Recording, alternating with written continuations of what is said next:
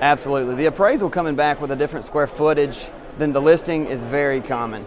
You got to consider the source of the square footage from the listing. A lot of times the listing agent may get the square footage from the tax assessor's office. They may get it from themselves out there crawling in the bushes trying to measure the houses. Or they may get it from some other source, from another just web-based source or something like that, or maybe from the homeowner.